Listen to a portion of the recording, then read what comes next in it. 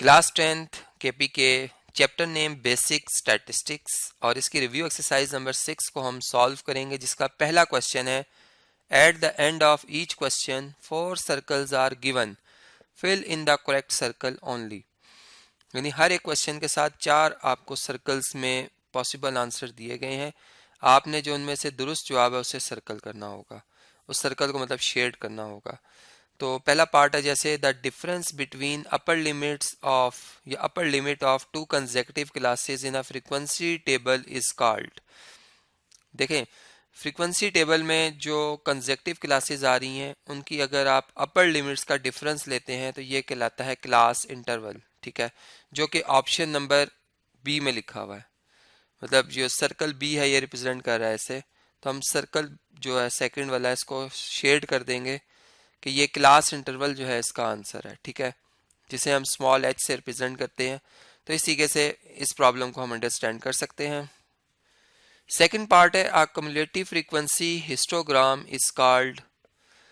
Is also called. मतलब cumulative frequency histogram को हम इसके अलावा और क्या कह सकते हैं, तो याद रखें इसे हम ओगिव कहते हैं। क्युमुलेटिव फ्रीक्वेंसी जो हिस्टोग्राम बनता है इसे हम क्या कहते हैं, ओगिव।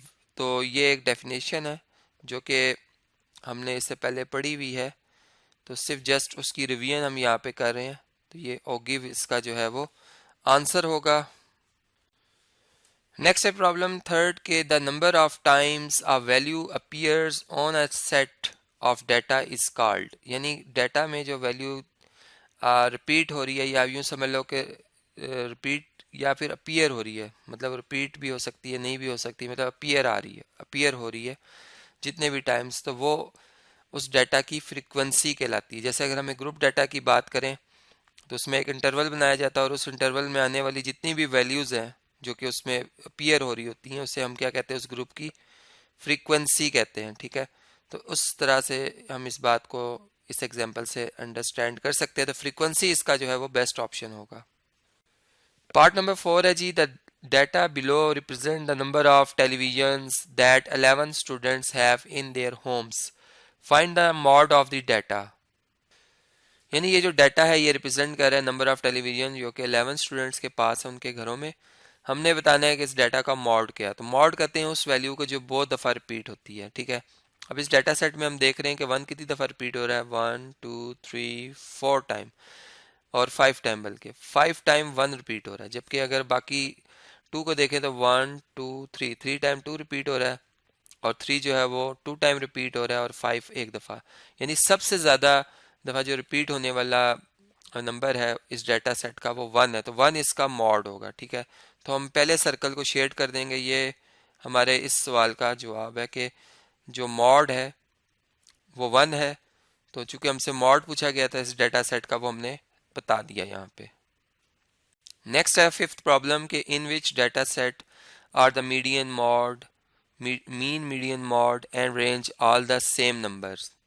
यानी कि इस डाटा में से इन चारों डाटा को हमें सॉल्व करना होगा, देखना होगा किस डाटा का मीन की जो वैल्यू है, मीडियन की जो वैल्यू, मॉड की जो वैल्यू और रेंज की जो वैल्यू, वो चारों एक जैसी आ रही है। ठीक है, अगर हम फर्स्ट डाटा को पिक करते हैं, ठीक है, तो इसमें अगर आप देखें 1 2 3 3 2 1 2 है। ठीक है, अगर हम इसको अरेंज फॉर्म में लिखें, अरेंज्ड फॉर्म में, ठीक है, तो अरेंज्ड फॉर्म में सबसे पहले कौन आएगा, 1। चूंकि 1 दो दफ़ा आ रहा है तो 1 1। फिर 2 की बारी, 2 कितनी दफ़ा आ रहा है, 1 2 एंड 3 टाइम 2 आ रहा है। और 3 कितनी दफ़ा आ रहा है, 2 दफ़ा। ठीक है, यानी टोटल ये वैल्यूज़ कितनी है, 1 2 3 4 5 6 7। ठीक है, और यहाँ भी गिनो तो 1 2 3 4 5 6 7। ठीक है, अब इसमें इसमें अगर हम मॉड देखें इस डाटा का तो मॉड 2 है। ठीक है, अगर हम इसका मीडियन फाइंड करना चाहें तो मीडियन कहते हैं मिडिल मोस्ट वैल्यू को, जिससे 50% डाटा पहले होना चाहिए और 50% डाटा आगे होना चाहिए। तो ये 2 है, चूंकि देखिए 2 से पहले भी 3 वैल्यूज़ है और आगे भी 3 वैल्यूज़ है, मीडियन भी 2 आया है। अगर हम इसकी रेंज देखें तो रेंज कैसे फाइंड की जाती है, एक्सट्रीम वैल्यूज़ जो है यानी कि मैक्सिमम और लीस्ट जो वैल्यू उनका डिफरेंस लिया जाएगा। तो यहाँ पे अगर आप मैक्सिमम वैल्यू देखें तो वो 3 है और मिनिमम 1 है, तो इनका डिफरेंस भी 2 आ रहा है। यानी रेंज जिसको हम आर कहते हैं वो भी 2 आ गई। अब हम इसका मीन फाइंड करते हैं। मीन को हम एक्स बार से रिप्रेजेंट करते हैं, ठीक है।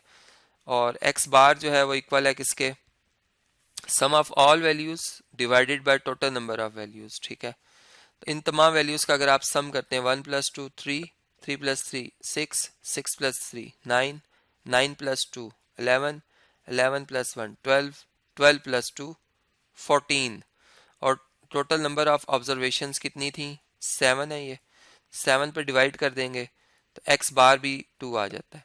यानी हमने देखा कि जो फर्स्ट सर्कल में हमें ये डाटा गिवन है, यही असल में वो डाटा है जिसके मीन की, मीडियन की, मॉड की और रेंज की वैल्यू एक जैसी आ रही। बाकी अगर आप चेक करेंगे तो वो एक जैसी नहीं आएंगी, ठीक है। चूंकि एक ही ऑप्शन हमने सिलेक्ट करना था और वो ऑप्शन हमें मिल गया है, तो पहले सर्कल को हम शेड कर देंगे, ये हमारा फाइनल आंसर कहलाएगा, ठीक है।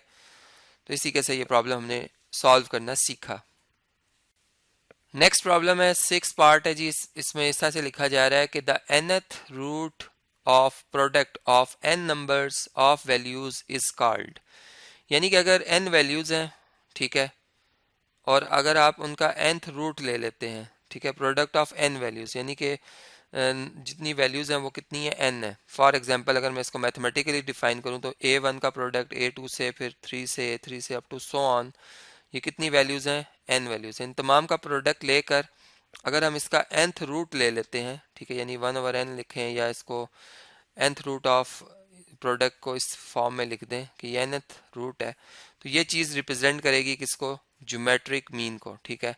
तो जो ज्योमेट्रिक मीन का फार्मूला है वो बेसिकली हमने यही पढ़ा था।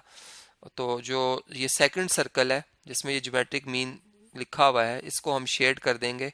इस प्रॉब्लम के लिहाज से यही हमारा जो है वो फाइनल आंसर कहलाएगा। नेक्स्ट प्रॉब्लम है जी, पार्ट इसका 7 है कि इन अ सेट ऑफ डाटा, ये एक डाटा सेट है जिसमें 63, 65, 66, 67, 69 लिखा है। मीडियन क्या होगा इसका, देखिए मीडियन के लिए हम डाटा को सबसे पहले अरेंज फॉर्म में लिखते हैं, वो तो ऑलरेडी लिखा हुआ है।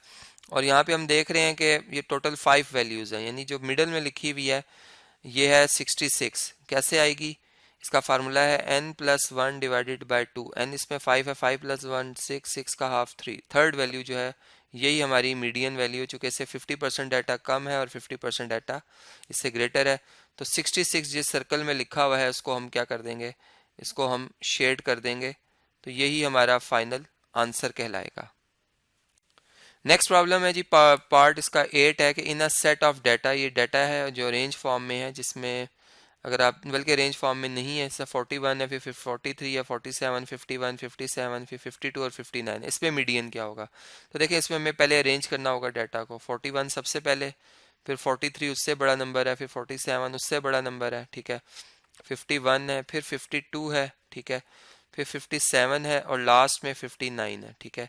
अगर इसमें आप टोटल ऑब्जर्वेशंस गिने तो 1 2 3 4 5 6 7 है, ठीक है। तो इसमें जो मीडियन होगी वैल्यू, वो बेसिकली उसकी नंबरिंग हम निकाल सकते हैं n+1 divided by 2th item से, ठीक है।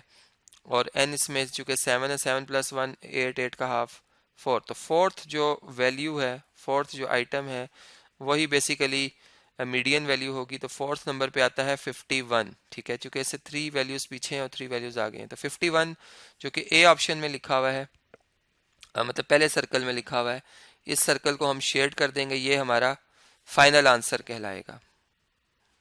इससे नेक्स्ट प्रॉब्लम है जी, अगर आप इसको देखें तो in the given set of data जिसकी वैल्यूज हैं 5, फिर 7 आ रहा है 1 2 3 दफ़ा, फिर 3 है, फिर 2 2 दफ़ा और 8 है, इसका मॉड क्या होगा। देखिए हमने इसमें देखा कि 7 कितनी दफ़ा रिपीट हो रहा है, 1 2 3 टाइम, ठीक है।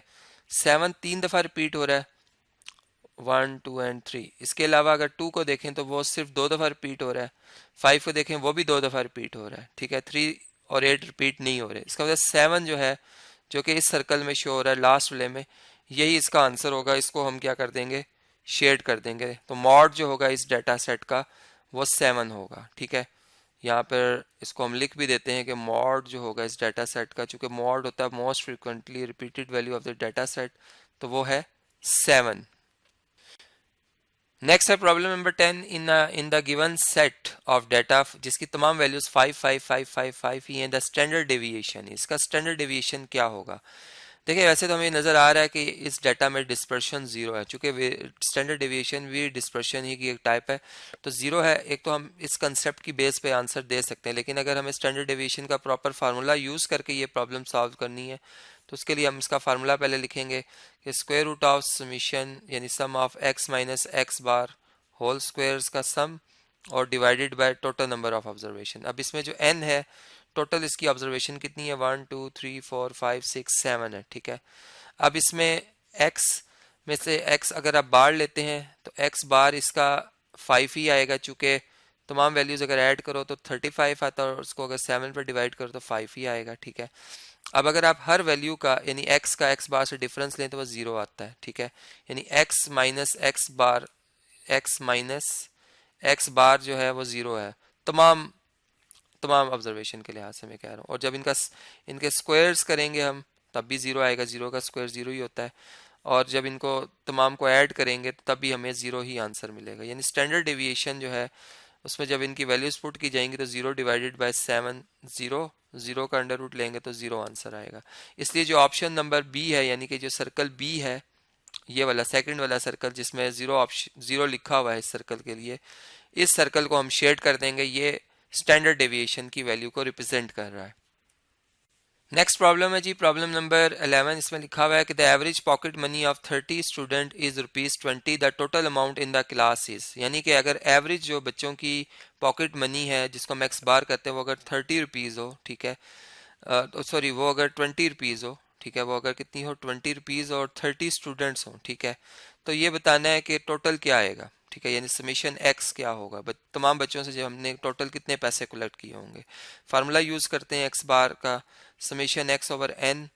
अब एवरेज जो है वो 20 आई है और टोटल जो स्टूडेंट्स के पास पैसे हैं वो हमने काउंट करने हैं, जबकि टोटल स्टूडेंट्स की तादाद 30 है। 30 इधर आकर 20 से मल्टीप्लाई हो जाएगा, ठीक है, तो समेशन एक्स जो होगा बराबर होगा 20 मल्टीप्लाई बाय 30 के, जो कि बनता है ₹600, ठीक है।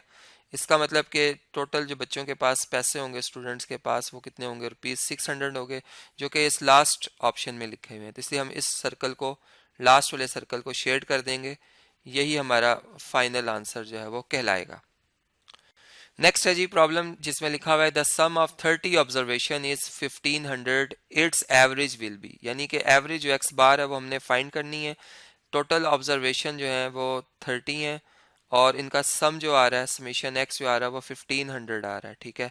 अब हम जो ये बात जानते हैं कि समीशन सॉरी जो एक्स बार का फार्मूला है वो समीशन एक्स ओवर एन होता है, ठीक है। समीशन एक्स की वैल्यू 1500 है, इसको आप डिवाइड कर देंगे 30 से, तो यहाँ से अगर आप देखें तो ये 10 के टेबल से दोनों डिवाइड होंगे, 10 3 आर 10, 150 टाइम 1500, तो फिर 3 के टेबल से 3 5 आर 15 एंड 3 0 आर 0, 50 आंसर आ रहा है। यानी जो एवरेज आ रही है वो 50 आ रही है। 50 हमारे किसी भी ऑप्शन में नहीं लिखा हुआ, यानी इन तीनों के अलावा जो चौथा ऑप्शन नन ऑफ दीज है, इसलिए हम नन ऑफ दीज वाला ऑप्शन जो है उसको शेड कर देंगे, क्योंकि इसका जो आंसर है वो इन ऑप्शंस में इन तीन में से नहीं है, ठीक है। तो ये चौथा नन ऑफ दीज वाला ऑप्शन फिर हमारा बेस्ट ऑप्शन होगा, इसको हम शेड कर देंगे जी। पार्ट नंबर 13 है जिसमें लिखा हुआ है the difference of the largest and the smallest value in the data set is called. यानी डाटा सेट में जो मैक्सिमम या जिसको हम लार्जेस्ट वैल्यू कह सकते हैं उसमें से अगर हम लीस्ट या स्मॉलेस्ट वैल्यू को निकाल रहे हो तो वो क्या कहलाती है, तो हम जानते हैं कि उसे हम रेंज कहते हैं और ये ऑप्शन नंबर 3 में लिखा हुआ है, तो इसलिए हम रेंज वाले जो सर्कल है इसको शेड कर देंगे, यही हमारा फाइनल आंसर होगा, ठीक है। तो यहाँ पे हम इसको शेड कर देते हैं। नेक्स्ट प्रॉब्लम है 14, the formula summation x over n determines. तो ये बात हम जानते हैं कि ये अरिथमेटिक मीन का फार्मूला जिसमें समीशन एक्स ओवर एन हम लिखते हैं, तो अरिथमेटिक मीन ए ऑप्शन यानी कि पहला जो सर्कल रिप्रेजेंट कर रहा है वो अरिथमेटिक मीन को ही रिप्रेजेंट कर रहा है, इसको हम शेड कर देंगे। नेक्स्ट जी प्रॉब्लम 15 के what is the difference between the mean of set B and the median of set A. यानी सेट ए का आपने मीडियन लेना है और जो सेट बी है उसका आपने मीन फाइंड करना है। तो इन दोनों को हम पहले अलग कर लेते हैं। फॉर एग्जांपल अगर हम इस सेट की बात करें ए, तो इसका हमने मीडियन लेना है, और अगर हम इस सेट की बात करें बी तो हमने इसका क्या लेना है जी, हमने इसका मीन लेना है, ठीक है। तो इसको हम इधर लिख लेते हैं। चलिए अब इनके मीन और मीडियन को कैलकुलेट करते हैं। यहाँ पे हमने मीडियन लिख दिया ठीक है, और यहाँ पे हमने मीन लिख दिया। अब देखें मीडियन होता है मिडल मोस्ट वैल्यू। अगर डाटा को रेंज फॉर्म में लिखा जाए, ठीक है, अरेंज्ड फॉर्म में, तो ये डाटा किस तरह से लिखा जाएगा, इसकी सबसे छोटी वैल्यू है -4, ठीक है, उसके बाद आएगा -1, ठीक है, उसके बाद आएगा 2, फिर आएगा 3, फिर आएगा 7 और फिर आएगा 11। अब इसमें जो मिडल नंबर पे वैल्यू आ रही है, अगर हम टोटल काउंट करें ऑब्जर्वेशन, तो ये कितनी है, 1 2 3 4 5 6 है, ठीक है। अब 6 वैल्यूज हैं, तो इसके लिए जो मीडियन का फार्मूला होता है वो n/2th observation and n+2/2th observation का एवरेज होता है, ठीक है। यानी कि 2 और 3 इन दोनों को ऐड करके, मतलब ये दो ऑब्जर्वेशन जो इनको ऐड करके इनको 2 पे डिवाइड करेंगे, 5 का हाफ करेंगे तो 2.5, ये हमारे पास मीडियन वैल्यू होगी इस डाटा की, ठीक है। अब मीन, इधर हमने इसका मीन फाइंड करना है, तो मीन के लिए हम क्या करते हैं, इन तमाम वैल्यूज का सम करते हैं। 12 और 5 17, 17 में से 3 माइनस करें 14, 14 में 4 ऐड करें 18, 18 और ये 7 और -7 तो कैंसिल हो रहे हैं, तो यानी 18 ही आ जाएगा। और ये टोटल कितनी ऑब्जर्वेशन है, 1 2 3 4 5 6, तो अगर आप 18 को 6 पर डिवाइड करें तो 3 आता है, ठीक है। यानी एवरेज जो है इस डाटा सेट की 3 आ रही है। अब हमने डिफरेंस किसका लेना है, मीन का मीडियन से, ठीक है। ये मीन है और ये मीडियन है, ठीक है। तो इस डाटा सेट का मीन है और दूसरे का इसका मीडियन है, इन दोनों का अगर हम डिफरेंस लें तो 0.5 आता है। 0.5 जो है हमारे किस ऑप्शन में लिखा हुआ है, सी वाले ऑप्शन में। यानी जो ये सर्कल है इसको हम शेड कर देंगे, ये हमारा जो है वो फाइनल आंसर कहलाएगा इस क्वेश्चन के लिहाज से। नेक्स्ट पार्ट है जी, पार्ट नंबर 16, जिसमें समीशन यानी जो है ग्रीक सिंबल है, हम सम कर रहे हैं एफ टाइम यानी फ्रीक्वेंसी टाइम, ईच ग्रुप की जो फ्रीक्वेंसी है उसको x - x बार होल स्क्वायर से इसका प्रोडक्ट लेकर इन तमाम प्रोडक्ट्स का सम करके टोटल फ्रीक्वेंसी से जब हम डिवाइड करते हैं इज कॉल्ड व्हाट, तो ये कहलाता है वेरिएंस, ठीक है। ये ग्रुप डाटा का जब हम वेरिएंस फाइंड कर रहे होते हैं तो हम इसी तरीके से हर ग्रुप की फ्रीक्वेंसी को मल्टीप्लाई करते हैं, किससे, जब इनकी जो इंडिविजुअल जो वैल्यूज़ हैं, ठीक है, जैसे x - x बार जो है उससे ये पहले डिफरेंस लिया जाएगा, इसका स्क्वायर किया जाएगा, उसको f से मल्टीप्लाई करके फिर तमाम सम्स लिए जाएंगे और उनका जो सम का फाइनल आंसर आएगा उसको हम टोटल फ्रीक्वेंसी से डिवाइड करते हैं। तो ये वेरिएंस कैलकुलेट करने का फार्मूला है। अब इसे नेक्स्ट प्रॉब्लम है वो आपसे डिस्कस करता हूँ। इसमें जो x बार होगी वो मतलब जो है एवरेज होती है, और x मतलब जो है आप ये समझ लें कि जो हमने क्लास मार्क फाइंड किया होता है वो होती है, ठीक है। क्लास मार्क की जो वैल्यू होती है वो होती है। लास्ट प्रॉब्लम है जी, इसमें लिखा हुआ है the most frequent value in the data is called its. तो याद रखें कि डाटा में जो वैल्यू बहुत दफ़ा रिपीट होती है वो उस डाटा का मॉड कहलाती है, जो कि एक एवरेज है। तो यहाँ पर जो मॉड लिखा हुआ है ऑप्शन सी में, मतलब जो थर्ड सर्कल है उसको हम शेड कर देंगे। तो इसी के से ये हम प्रॉब्लम अंडरस्टैंड कर सकते हैं। अब इस वीडियो को मैं कंटिन्यू कर रहा हूँ नेक्स्ट वीडियो में, जिसमें मैं आपसे जो नेक्स्ट क्वेश्चन आ रहे हैं, क्वेश्चन नंबर 2 एंड ऑनवर्ड जो क्वेश्चन आ रहे हैं वो मैं नेक्स्ट वीडियो में आपसे डिस्कस करूँगा।